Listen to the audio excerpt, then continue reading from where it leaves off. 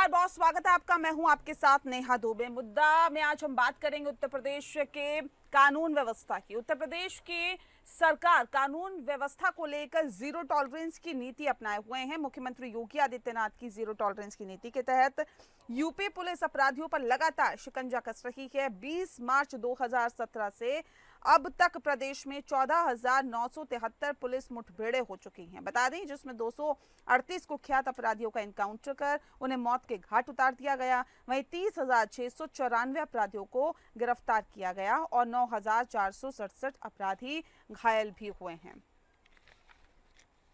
जानकारी के मुताबिक बताया जा रहा है कि एनकाउंटर में मारे गए 238 अपराधियों में से मेरठ जोन में सबसे ज्यादा यानी कि 81 अपराधी ढेर किए गए हैं। यहां 4,247 मुठभेड़ें हुई हैं। इनमें 2,911 अपराधी घायल हुए हैं। वहीं 2 पुलिसकर्मी शहीद हुए हैं और 454 जवान घायल हुए हैं। इसी तरह वाराणसी जोन में भी 26 अपराधी ढेर हुए हैं। बता दें कि जबकि आगरा जोन में 20, प्रयागराज जोन में 10 और बरेली जोन में 15 अपराधी एनकाउंटर में मारे गए हैं। साथ ही गोरखपुर जोन में 8, कानपुर जोन में 11 और लखनऊ जोन में 15 अपराधी मारे गए हैं। पुलिस कमिश्नरेट में सबसे ज्यादा बदमाश ढेर हुए हैं। वहीं लखनऊ पुलिस कमिश्नरेट में 11 बदमाश ढेर हुए हैं, जबकि गौतम बुद्ध नगर कमिश्नरेट में 9, गाजियाबाद में 10 और साथ ही साथ पुलिस की गोली का शिकार यह बदमाश हुए हैं। इसी तरह वाराणसी कमिश्नरेट की अगर हम बात करें तो 7 बदमाश पुलिस मुठभेड़ में पुलिस की जवाबी फायरिंग में मारे गए हैं। आगरा पुलिस कमिश्नरेट की बात करें तो 7, प्रयागराज में बात करें तो 5 और कानपुर की अगर हम बात करें तो 4 बदमाश ढेर हुए हैं। बता दें आपको कि इन मुठभेड़ों में पुलिस ने भी साहस का परिचय दिया है। अब तक 18 पुलिसकर्मी शहीद हो चुके हैं और 1,711 पुलिसकर्मी घायल हुए हैं। वहीं सत्ताधारी दल बीजेपी और सरकार बार बार दावा करती रही है कि अपराधी या तो जेल में हैं या प्रदेश छोड़कर भाग गए हैं। योगी सरकार के मुताबिक पुलिस कार्रवाई के ये आंकड़े उसी दावे की पुष्टि करते हैं। ये कार्रवाई अपराध के खिलाफ योगी सरकार की सख्ती और जनता को सुरक्षित माहौल देने की प्रतिबद्धता को दर्शाती है। लेकिन सवाल ये है कि एनकाउंटर की नीति कितनी सही है और क्या एनकाउंटर से अपराध को रोका जा सकता है।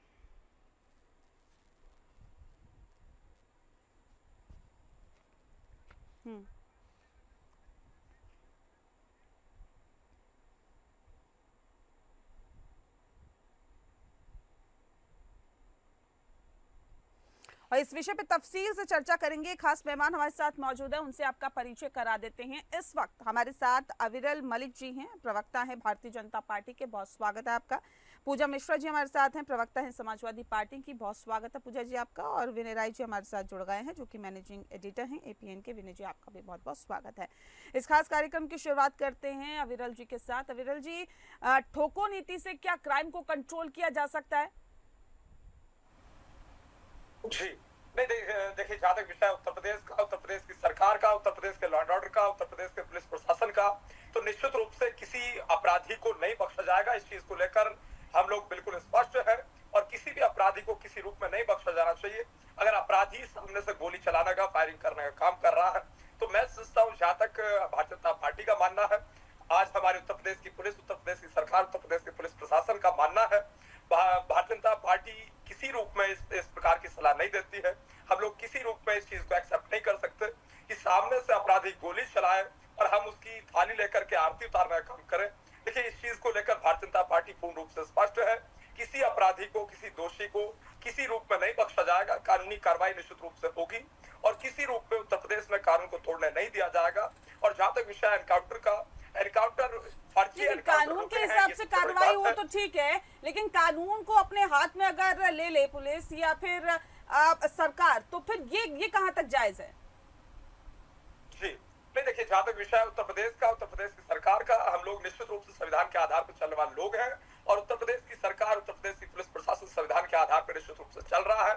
जबकि पिछली पूर्ववर्ती सरकारों में 2012-2017 समाजवादी पार्टी की सरकार उत्तर प्रदेश के अंदर मौजूद थी, अखिलेश यादव जी उत्तर प्रदेश के मुख्यमंत्री थे, तो किस प्रकार से अपराधी बेखौफ हो चुके थे, फर्जी एनकाउंटर्स भी होते थे भ्रष्टाचार बढ़ा हुआ था, रिश्वतखोरी होती थी, वो सबने स्पष्ट रूप से उस दौर में देखा। और तमाम सारे गुंडे माफियाओं को प्रमोट करने और बढ़ावा देने का काम समाजवादी पार्टी के द्वारा किया गया। तमाम सारे गुंडों को टिकट देने का, जितवाने का काम भी किया मतलब गया। अब आप और ये गायत्री कहेंगे कि इस प्रजापति का नीति नाम से, जिस नीति को आपने ले रखा है, जिस नीति पे आप लोग चल रहे हैं, इससे पूरी तरह से क्राइम कंट्रोल है। अब उत्तर प्रदेश में क्राइम नहीं हो रहा है क्या?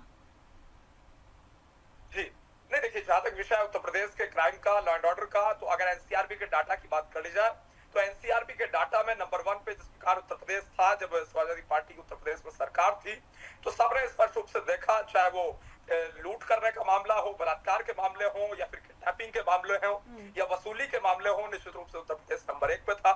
लेकिन जहां तक विषय है एट प्रेजेंट क्या उत्तर प्रदेश में हो रहा, तो ये बिल्कुल स्पष्ट है, उत्तर प्रदेश में कानून का राज स्थापित हो चुका है। कोई भी अगर अपराध करता है तो कठोरतम कार्रवाई अपराधी के विरुद्ध की जाती है, और निश्चित रूप से की जाती रहेगी। मैं समझता हूँ इसमें इफ एंड बट नहीं है, कोई दो राय संदेश संशय नहीं होना चाहिए। पूजा जी देखिए, अब ये कह रहे हैं कि कम से कम कार्रवाई तो होती है। हमारी सरकार में एफआईआर तो लिखी जाती है, पहले की सरकारों में तो ना कोई सुनवाई होती थी ना कार्रवाई होती थी। आपको नमस्कार नेहा जी, साथी प्रवक्ताओं को भी मेरा नमस्कार। अगर एफआईआर लिखी जा रही होती तो झांगुर बाबा पे डिबेट कर रहे हैं हम लोग जो है एक आध दो हफ्ते से कर रहे थे, और उसमें यही निकल करके आ रहा था कि जब एफआईआर कराने कोई जा रहा था तो उसके ऊपर उल्टा एसपी और एसपी का एफआईआर दर्ज कर दिया जा रहा था।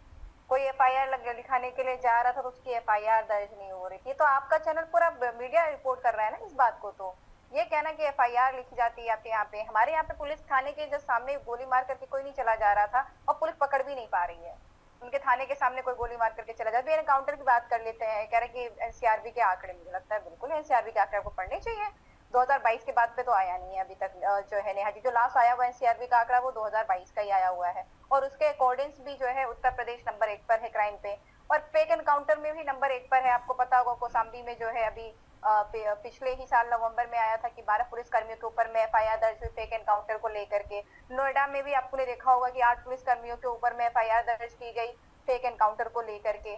और सरकार ने जो ह्यूमन राइट कमीशन ने इनसे मांगा हुआ था आरटीआई के तहत जब जानकारी ली तो पता चला कि जब से भाजपा की सरकार बनी हुई है तब से ही जो है 2022 से 23 में जो है ये आंकड़े मांगे गए हुए थे, तब से सरकार ने 7.2 लाख करोड़ जो है 7.2 करोड़ रुपीस जो है इस मद में दे चुकी है, जिसमें जो है वो फेक एनकाउंटर जो करती है तो उसके परिवारजनों को 5-5 लाख रुपए हर्जाना देती है। तो बिना फेक एनकाउंटर के आप ये पैसे उनको कहाँ से दे दिए हुए? ये तो सरकारी आंकड़े हैं और ये राइट टू इन्फॉर्मेशन के तहत निकाले गए आंकड़े।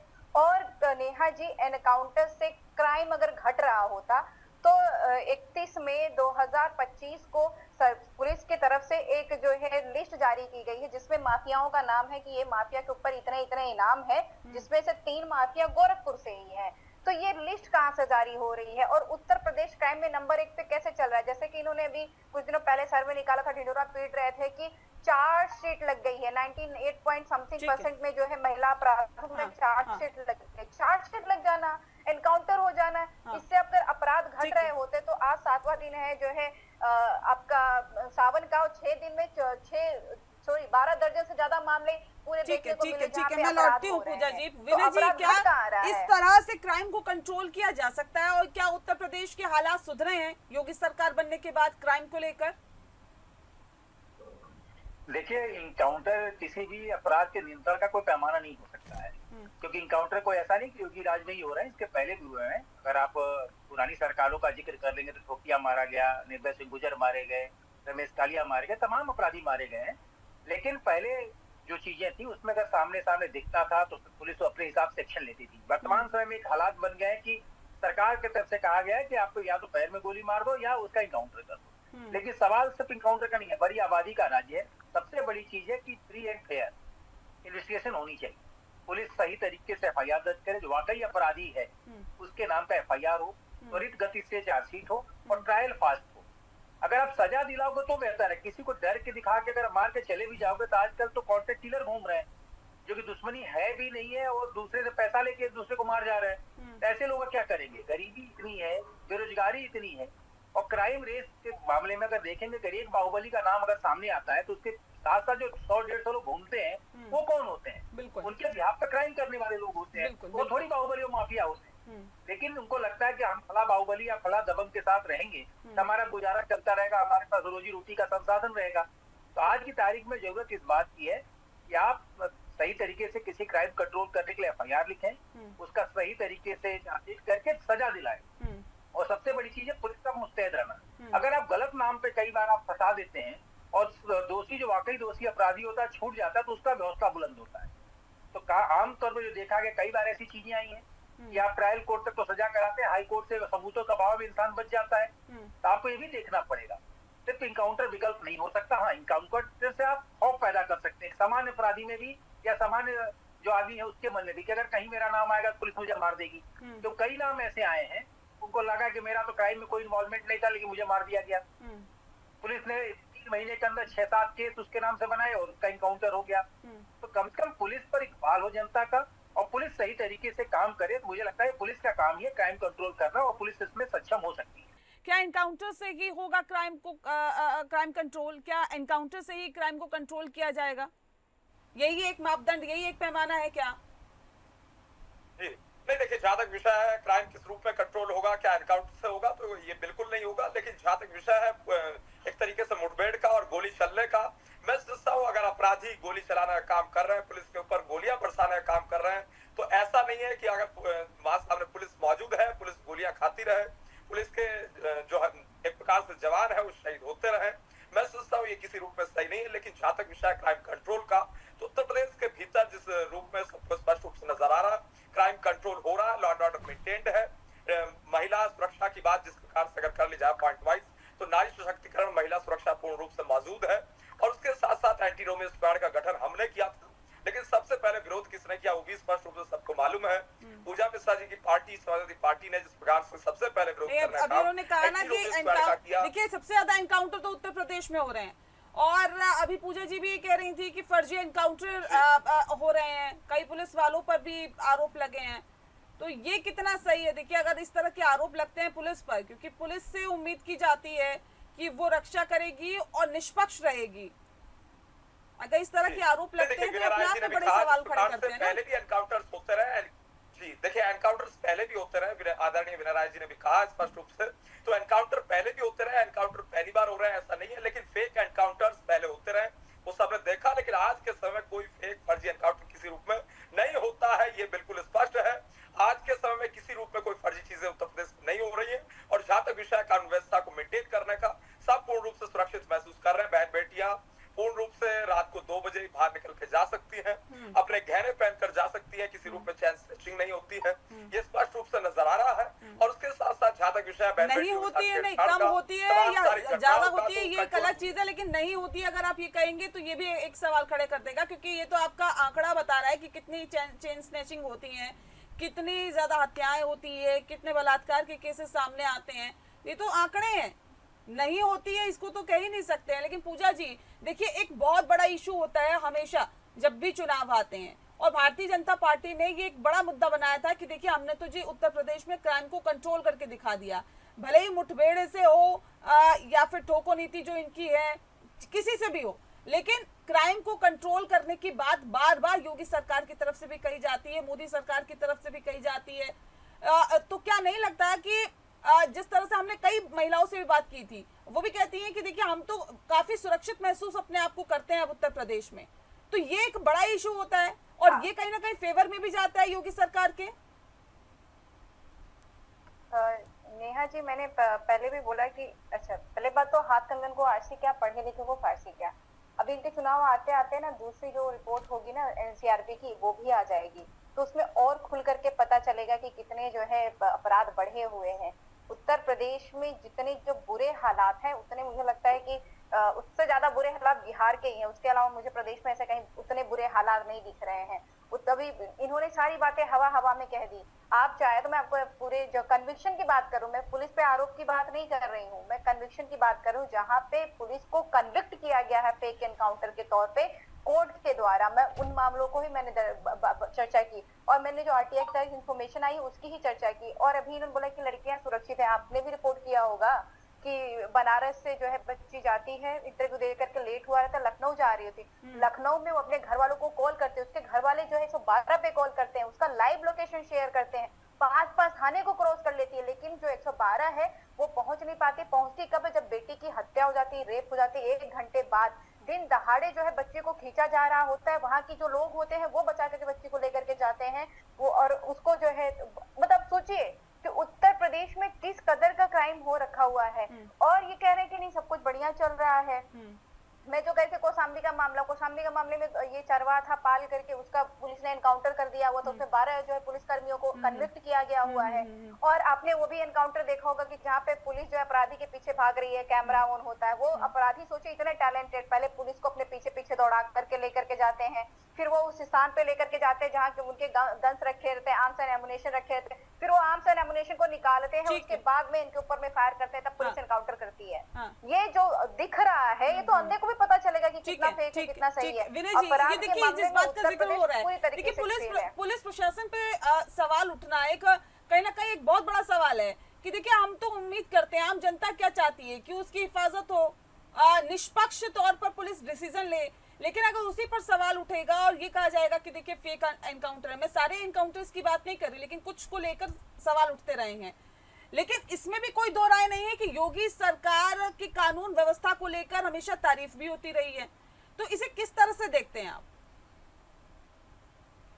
देखिए सबसे बड़ी बात है, हम 3 बाहुबली या अपराधी जो भी आप संज्ञा दें उसके एनकाउंटर या उसके मारे जाने की का हम जिक्र करना चाहते हैं। जैसे विकास दुबे मारा गया, अरेस्ट हुआ मध्य प्रदेश में, पुलिस कस्टडी में आ रहा था, गाड़ी पलटी और भागने लगा और पुलिस पर पता नहीं कहां तो हथियार पा गया, गोली चलाने लगा। ये कहानी कौन स्वीकार कर पाएगा? लेकिन ठीक है, उसने पुलिस कर्मियों की हत्या की थी, ये जांच का हिस्सा है, पुलिस ने कैसे मारा क्यों मरा वो जाने। दूसरी घटना मुन्ना बजरंगी, दुर्दांत अपराधी था, जिस समय उसको जेल शिफ्ट किया जा रहा था उसके पहले 3 दिन पहले इसी लखनऊ के अंदर उसकी पत्नी ने प्रेस कॉन्फ्रेंस करके आरोप लगाया कि जेल इसलिए शिफ्ट किया जा रहा है वहां ले जाकर इसकी हत्या की जाएगी, और दुर्भाग्य देखे जिस दिन हो गया है उसी दिन रात में उसको जेल के अंदर मार दिया गया। तो जेल में हथियार कहां से आया? इतनी प्लानिंग कैसे थी कि जो बाहर से एक अपराधी आ रहा है सिर्फ उसी बैरक में जाता है जिसने जो मारने वाला व्यक्ति था उसको मिलता वो मार देता है। और तीसरी सबसे इंपॉर्टेंट इलाहाबाद की घटना है, एक पूर्व सांसद एक पूर्व विधायक, एक ही हथकड़ी में 2 लफंगे चिल्लाते हुए आते हैं, गोली मारते हैं और बच जाते हैं। पुलिस कहां थी? अगर पुलिस के इकबाल की बात करते तो उसमें पुलिस कहां थी? लेकिन सबसे बड़ी बात है, जब अपराधी मारा जाता है तो आमतौर पर धारणाएं बन जाती हैं कि चलो भाई एक अपराधी से मुक्ति मिल गई। लेकिन दूसरा सवाल ये खड़ा होगा, उस समय पुलिस कर क्या रही थी? इतने पुलिस के घेरे में एक पूर्व सांसद पूर्व विधायक जो आपका रहा है उसको सामान्य कोई आवे गोली मार दे और नारा लगाता हुआ वहीं खड़ा हो जाए, पुलिस उसको पकड़ ले। उस समय गोली क्यों नहीं चली? उस समय वो अपराधी क्यों नहीं मारे गए? और इतने आराम से पुलिस कर्मी उस वीडियो में खड़े हैं, जिस लग रहा है कोई बात नहीं, जब गोली मार दी अपना हाथ खड़ा किया, पुलिस उनको पकड़ लिया। ये कहानियां भी सामने आएंगी। मेरा मानना है कि पुलिस का डर होना चाहिए। जब तक कानून का डर किसी अपराधी में नहीं होगा तब तक वो राज्य नहीं चलेगा। लेकिन डर का मतलब ये भी नहीं है कि आप गलत तरीके से किसी को मार दें या मैसेज ये चला जाए गलत तरीके से मारा जा रहा है। अपराधी मारा जाता है, पूरा समाज स्वागत करता है, और कई ऐसी घटनाएं हैं जहां इनकाउंटर हुए और पूरे इलाके के लोगों ने पुलिस को अपने कंधे पे बिठा के घुमाया है। तो मेरा मत सिर्फ इतना, जब सही काम होता है तो जन समर्थन अपने आप मिलता है। तो सिर्फ आंकड़ों की बात में करें, आंकड़े तो आज भी जानते हैं कैसे आंकड़े बनते हैं, कैसे आंकड़े बिगड़ते हैं, लेकिन जनमानस के हिसाब से जनता को एहसास होना चाहिए कि हम सुरक्षित हैं। और इसमें कोई दो राय नहीं है कि आज की तारीख में योगी सरकार में एक आम धारणा है कि अपराधियों के खिलाफ योगी सरकार सख्त है, योगी सरकार अपराधियों पर कार्रवाई करती है, इसमें कोई दो राय नहीं। पुरानी ये इकबाल या तो कल्याण सिंह के समय में था या फिर कुछ हद तक मायावती जी के समय में था और आज योगी जी के समय में। जो 3 मुख्यमंत्रियों का कार्यकाल है उसमें मैं कह सकता हूँ कि लॉ एंड ऑर्डर को लेकर के उनकी प्राथमिकता रही है कि हमको कानून को नियंत्रण में रखना है, अपराधियों को उनको उचित जगह पर पहुंचाना है। बिल्कुल, तो एक बहुत बड़ा इशू है जाहिर तौर पे कानून व्यवस्था को बेहतर करना, और इस ओर सरकार लगातार प्रयासरत है, कार्य कर भी रही है, लेकिन सवाल जब एनकाउंटर को लेके उठते हैं तो उस पर भी जवाब देना यहाँ पर सरकार की तरफ से बनता है। बहरहाल बहुत शुक्रिया आप सभी मेहमानों का हमारे साथ इस खास चर्चा में शामिल होने के लिए। साथ मुद्दा में फिलहाल के लिए इतना ही। नमस्कार।